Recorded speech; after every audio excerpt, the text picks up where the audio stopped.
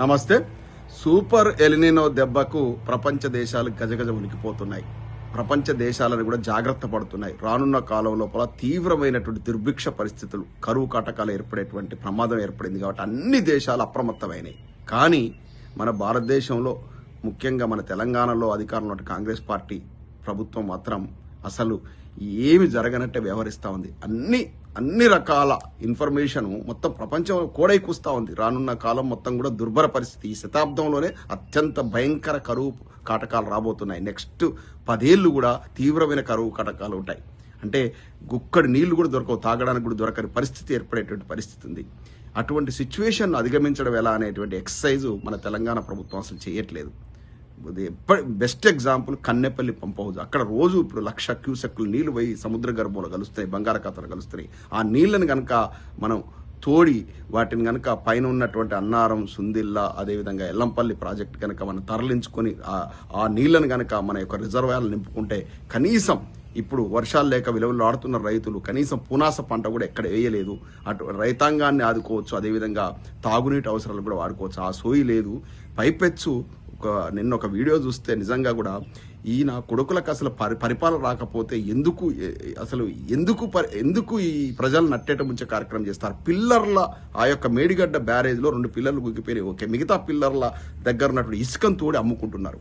లారీలు పోయి పెద్ద క్రేన్లతోని, ఆ యొక్క జేసీబీలతోని ఇసుక తీసి నింపుతున్నటువంటి వీడియోలు చూస్తుంటే కడుపు తరకపోతుంది.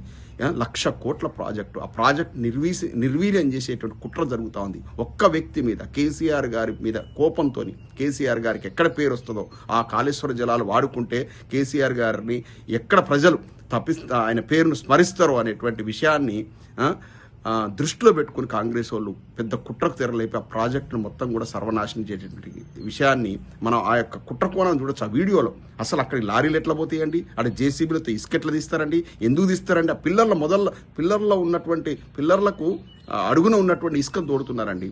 ఇటువంటి దుర్మార్గమైనటువంటి పరిపాలన జరుగుతూ ఉంది.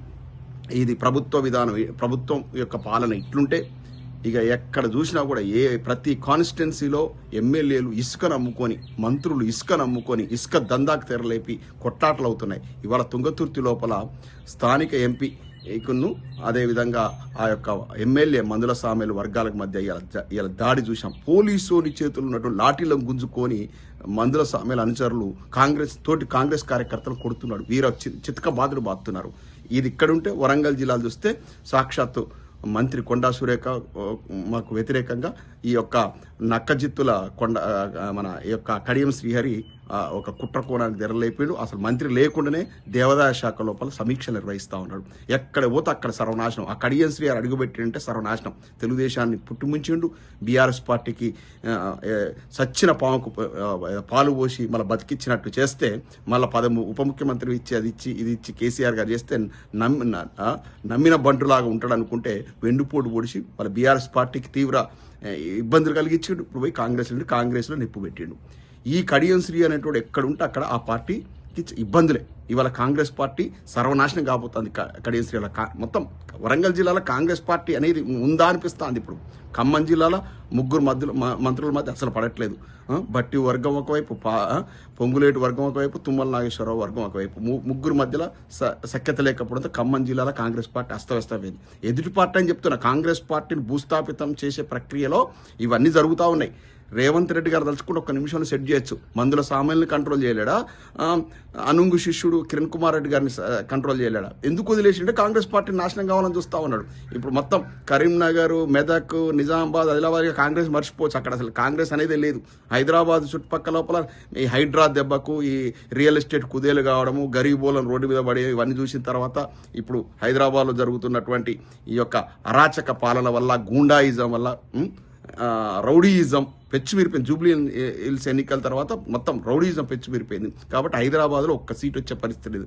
అంతో ఇంతో మినుకు అంటూ నల్గొండ జిల్లాలో, ఖమ్మం జిల్లాలో, వరంగల్ జిల్లాలో ఉండే. వరంగల్ జిల్లాలో సర్వనాశనం, కడియం శ్రీహరి ఎంట్రీ తర్వాత పార్టీ సర్వనాశనం అయిపోయింది. ఖమ్మం జిల్లాలో రీసెంట్ సర్వేలో కూడా దాదాపు 8 సీట్లతో బీఆర్ఎస్ విజయదుంది పోతుంది. అక్కడే కంచుకోట ఉండే కాంగ్రెస్.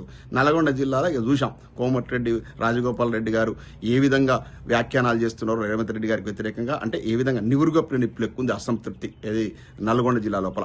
ఉత్తమ్ కుమార్ రెడ్డి గారికి కూడా ఏమీ హ్యాపీగా లేడు. ఎందుకంటే ఉత్తమ్ కుమార్ రెడ్డి గారి భుజం మీద తుపాకీ పెట్టి రేవంత్ రెడ్డి గారు కాలుస్తున్నాడు. కన్నెపల్లి పంప్ హౌస్ గారికి నీళ్లు ఇప్పుడు ఆడ పంపింగ్ కాకపోతే ఉత్తమ్ కుమార్ రెడ్డి గారు సంబంధిత మంత్రి, తన మీద అపవాదం వచ్చేటువంటిది. ఉత్తమ్ కుమార్ రెడ్డి గారు ఒక్కరు కరుడు కట్టినట్లు కాంగ్రెస్ వాది, ఆయనను కూడా బదనాం చేసే దానికి కంకణం కట్టుకుంటారు రేవంత్ రెడ్డి గారు. సాక్షాత్తు పిసిసి అధ్యక్షులు మహేష్ కుమార్ గౌడ్ను బదనాం చేసే విధంగా ఆయన సొంత ఛానల్ అని పేరు బిగ్ టీవీలోనే కథనాలు వచ్చినాయి. మహేష్ కుమార్ గారు వేస్ట్ పిసిసి అధ్యక్షులను వచ్చినాయి. ఇవన్నీ మనం చూసాం. కాబట్టి అంటే రాష్ట్ర పార్టీ అధినేత మహేష్ కుమార్ గౌడ్కు ముఖ్యమంత్రికి పడదు. మహేష్ కుమార్ గౌడ్ని ఎట్లా లేపారు? మధు యాస్కి గౌడ్ను తొక్కేయడానికి మహేష్ కుమార్ గౌడ్ను లేపాడు. ఇప్పుడు మహేష్ కుమార్ గౌడ్ ఎంబడబడ్డాడు. ఏ జిల్లాలో చూసినా కూడా కాంగ్రెస్ పార్టీ అంతర్గత కుమ్ములాట్లతో సర్వనాశనం అయ్యే పరిస్థితి. రేపు కనీసం ఒక 5 సీట్లు వస్తాయా అనేది అనుమానంగానే ఉంది. రానున్న 2028 అసెంబ్లీ ఎన్నికల లోపల 5 సీట్లు వస్తే మహా గొప్ప. అట్లుంది కాంగ్రెస్ పార్టీ కేల్ ఖతం, దుకాణం బంద్. దాని పని అయిపోయింది. కాంగ్రెస్ పార్టీ పని అయిపోయింది. ఇక ఏమన్నా ఉంటే పోటీ కాస్త బీఆర్ఎస్ పార్టీకి ఇచ్చేది బీజేపీ మాత్రమే. ఆ బీజేపీ పార్టీ కూడా అందులో సగం మంది రేవంత్ రెడ్డి గారి అనుసరణలో, అరవింద్ అయితేనేమి, బండి సంజయ్ ఇటువంటి వాళ్ళు, రఘునందన్ రావు ఇటువంటి వాళ్ళు అయితే మొత్తం కూడా రేవంత్ రెడ్డి గారికి అనుసరణలో పనిచేస్తున్నారు. మొత్తం లోపాయకర చీకటి ఒప్పందాలతో బీజేపీ కాంగ్రెస్ పార్టీ తాకట్టు పోయింది. కాబట్టి కాంగ్రెస్తో పాటు బీజేపీ కూడా మునగబోతా ఉంది. ఇక విజయదుందుబు మోగించేది రానున్న లోపల మళ్ళీ అధికారంలోకి వచ్చేది కేసీఆర్ గారే. బీఆర్ఎస్ పార్టీ మాత్రమే. కేసీఆర్ గారు ముఖ్యమంత్రి అవుతారు. మళ్ళీ వీళ్ళు చేసేటువంటి ఈ దరిద్రాన్ని మొత్తం కడిగేసి మళ్ళీ రాష్ట్రాన్ని చక్కదిద్దాలంటే కేసీఆర్ గారికి మళ్ళీ 10 ఏళ్ళు పడుతుంది. మరో పుష్కర కాలం పడుతుంది. ఎందుకంటే 9 ఏళ్ల పాలన చూసాం, బ్రహ్మాండంగా చేశాడు. 60 ఏళ్ల కాంగ్రెస్ పార్టీ ముదరాష్ట్రపు 6-7 దశాబ్దాల కాంగ్రెసు, అదేవిధంగా సీమాంధ్ర పాలనలో జరిగినటువంటి అనర్థాలను తొలగించేసి ఒక తెలంగాణను దేశంలో అత్యున్నత స్థాయికి తీసుకువెళ్ళిన కేసీఆర్ గారికి 9 ఏళ్లు పట్టింది. మళ్ళీ ఇప్పుడు వీళ్ళు చేస్తున్న ఈ 5 ఏళ్ల పాలనలో చేస్తున్న ఈ యొక్క దరిద్రం, తెలంగాణకు పట్టిన దరిద్రం ఈ కాంగ్రెస్ ప్రభుత్వం మళ్ళీ ఇదంతా సెట్ చేయాలంటే ఒక పుష్కర కాలం కేసీఆర్ గారికి పడుతుంది. ఆర్థిక పరిస్థితి మొత్తం దివాలా తీసింది. 6 గ్యారెంటీల బోగస్. ఆ బోగస్ 6 గ్యారెంటీల్లో కనీసం 2 గ్యారెంటీలు కూడా వీళ్ళు ఇంప్లిమెంట్ చేసిన పాపాన పోలేదు. మొత్తం ఐటీ పెట్టుబడులు రావట్లేవు. ఐటీ కంపెనీలో మొత్తం ఐటీ ఉద్యోగాలు పోతున్నాయి. ఇప్పుడు హైదరాబాద్లో ఎంత దుర్భర పరిస్థితి ఉందంటే ఇండస్ట్రియల్గా ఒక్క 100 కోట్ల రూపాయల పెట్టుబడి కూడా హైదరాబాద్కి రాలేదు. దావోస్ అన్నారు, అమెరికా పర్యటనలు అన్నారు, లక్షల కోట్లు వస్తున్నాయి అన్నారు. ఏమైంది? 2.5-3 ఏళ్ళుగా అవస్థ ఉంది. ₹1 పెట్టుబడి, పెద్ద చెప్పుకోదగ్గ పెద్ద కంపెనీ వచ్చిన ఉదంతాన్ని చూపిస్తే మనం ఛాలెంజ్ చేయొచ్చు.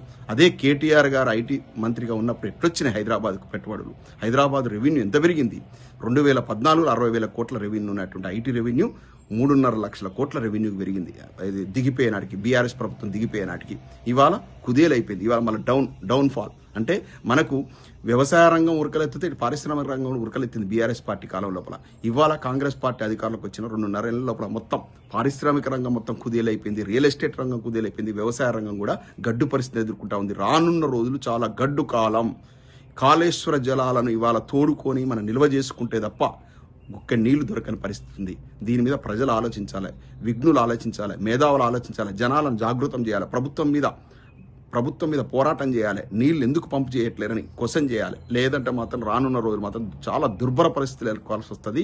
కాంగ్రెస్ పార్టీ ఎట్లాగ మునుగుతుంది? కాంగ్రెస్ పార్టీని పుట్టిముంచే కార్యక్రమంలోనే తన గురువు చంద్రబాబు గారి డైరెక్షన్లో, నరేంద్ర మోడీ గారి డైరెక్షన్లో రేవంత్ రెడ్డి గారు పనిచేస్తారు. కాంగ్రెస్ పార్టీ కరుడుగట్టిన కాంగ్రెస్ పార్టీ నాయకులు, నేతలైన ఇప్పటికైనా కళ్ళు తెరిచి రేవంత్ రెడ్డి మీద యుద్ధం ప్రకటిస్తేనే మీ పార్టీ బతుకుతుంది. తెలంగాణ రాష్ట్రానికి అంతో ఇంతో మంచి జరుగుతుంది. మీ పార్టీ ఉన్నా ఒకటి పోయినా ఒకటి, వీ డోంట్ కేర్. బట్ ఒక సగటు తెలంగాణ పౌరుడిగా నేను కోరుకుంటున్నా. ఎందుకంటే లైక్ చేయండి, షేర్ చేయండి, సబ్స్క్రైబ్ చేయండి. మరిన్ని వీడియోల కోసం బెల్ సింబల్ పై క్లిక్ చేయండి.